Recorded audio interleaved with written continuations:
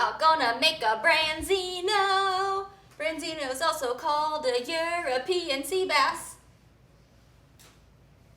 Are we rolling? Oftentimes people are intimidated to cook whole fish because they got a face and they can stare at you, but let me tell you, cooking a whole fish is the best way to ensure that it's fresh. So today I'm gonna show you how to make a whole broiled Branzino, alternate name by the FDA, European sea bass.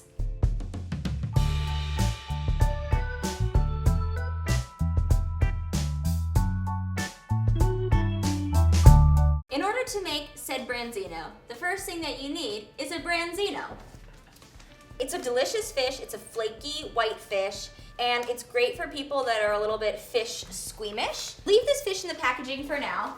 Let it come to room temp just a tiny bit. I'm going to preheat my oven first, so once the fish is prepared, we can stick it in the oven. I'm gonna put it on the broiler. This broiler is 550 degrees, but yours might be, I don't know, 500. That's okay.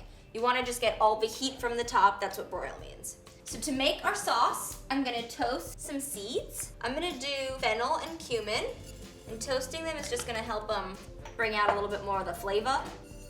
Little toasty seeds. These in there.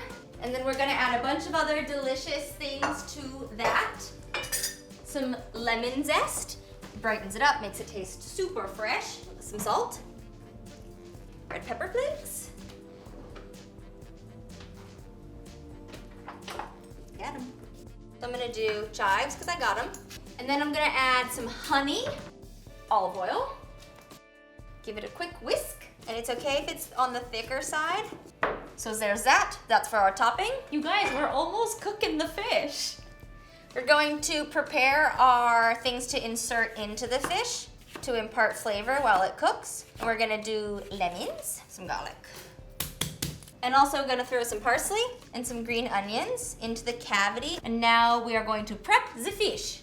All right, so this is the Branzino.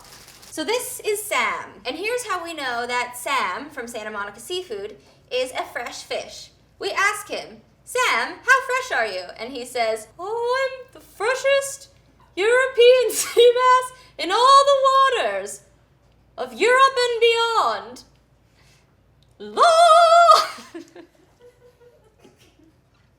Okay, seriously, how do we tell if the sea bass is fresh? What you're looking for is a firm texture. You don't want to like push and then it gives. You want it to kind of like pop back at you. You want crystal clear eyes. You want it to have like nice red gills. It's super fresh looking on the inside. And that's how we know that our friend Sam is fresh and good to go.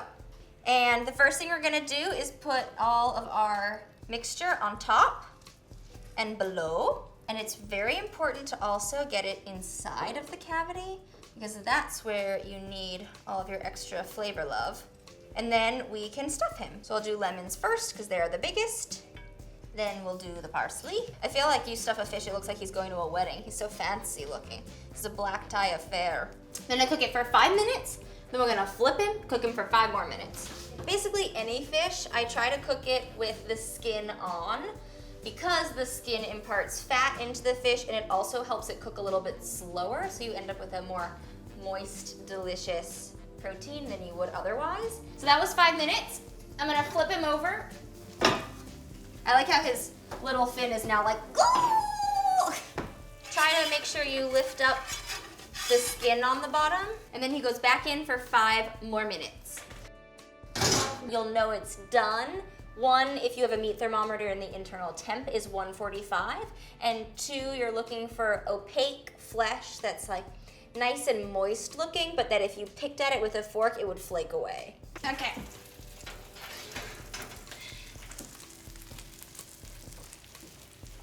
He's been 5 minutes on both sides.